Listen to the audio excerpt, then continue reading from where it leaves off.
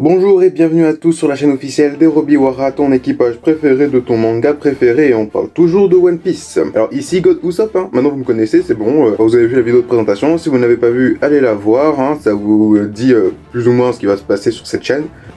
Donc dans cette vidéo, je vais vous présenter une petite liste non exhaustive, bien sûr, de mes armes préférées dans les mangas et les animés. Mais avant ça, n'oublie pas de t'abonner et de lâcher ton meilleur pouce en l'air. C'est tout simple, hein, mais on vient de se lancer sur YouTube et pour nous soutenir, c'est la meilleure chose à faire. C'est rien, un abonnement, un like, un petit commentaire, ça fait toujours plaisir aussi. C'est rien comme action, mais pour nous, ça change vraiment tout. Alors merci beaucoup pour ceux qui le font.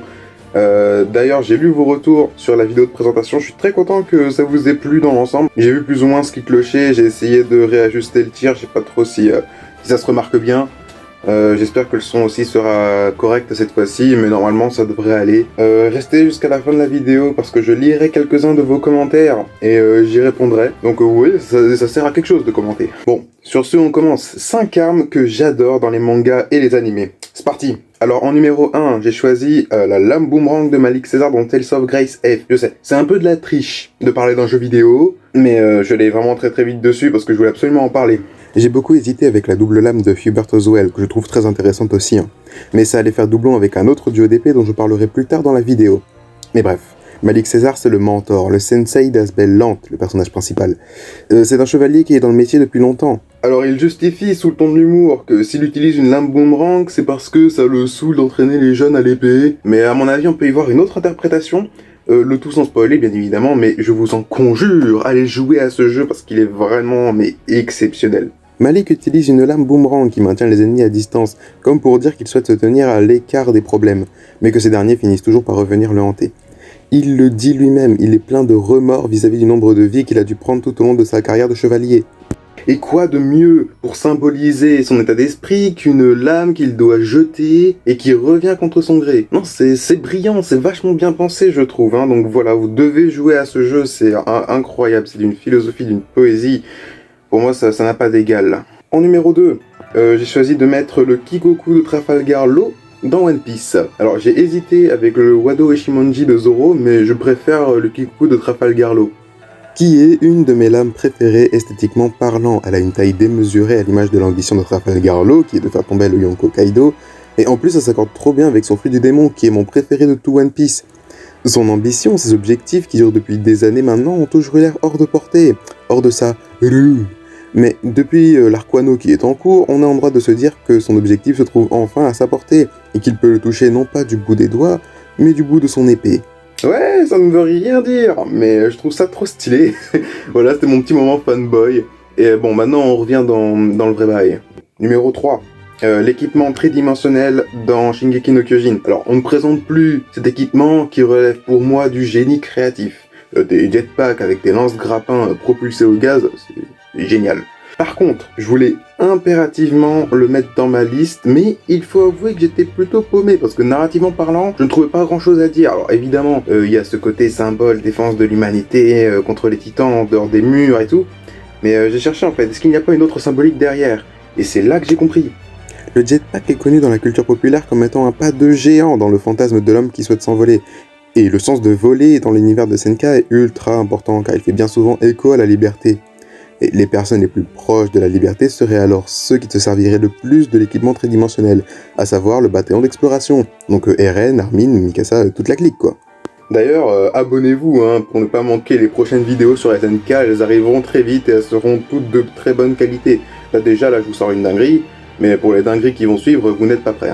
En numéro 4, j'ai choisi de mettre les kunai de Minato dans Naruto. Alors j'ai plus le nom en tête, j'ai de la flemme de chercher, je crois que c'est un truc kunai du dieu tonnerre, le vent, je sais pas quoi. M'en fous. Moi je dis juste les kunai de Minato. C'est sans doute l'arme qui fera le plus polémique. Là encore, j'hésitais avec le katana de Sasuke, mais à part dire que ça marquait une séparation entre Naruto et Sasuke, où ça servait à couper les liens, vous voyez, je trouvais pas grand chose d'intéressant à dire.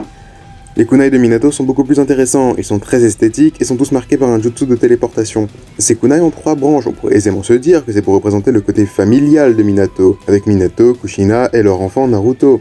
Mais le chiffre 3 est ultra plaisant à interpréter, alors je vais m'en donner à cœur joie. Déjà, on peut faire l'affiliation avec le temps, et par temps, je veux bien sûr parler du passé, du présent et du futur, avec chacune. En effet, la branche du milieu est plus grande que les deux autres, et on pourrait se dire que Minato ne cherchait non pas à conserver son passé, ni à épargner son futur, mais à protéger son présent en y mettant toute sa force.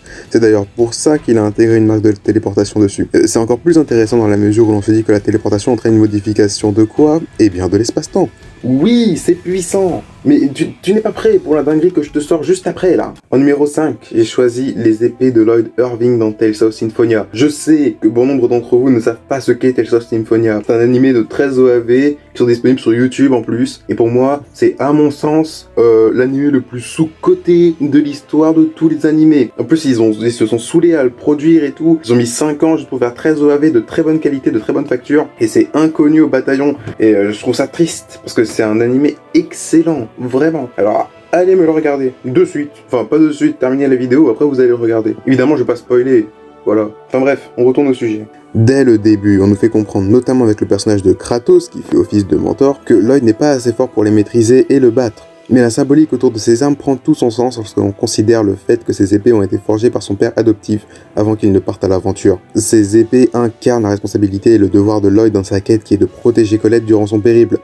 Elles donnent un sens à la vie de ce personnage et lui font rappeler d'une part d'où il vient, car elles ont été forgées par sa seule vraie famille, et d'autre part où il doit aller, car elles sont au nombre de 2, totalement homogènes et faites pour être ensemble, comme la romance entre Lloyd et Colette, une romance qui se veut ordinaire, exactement à l'image des deux lames.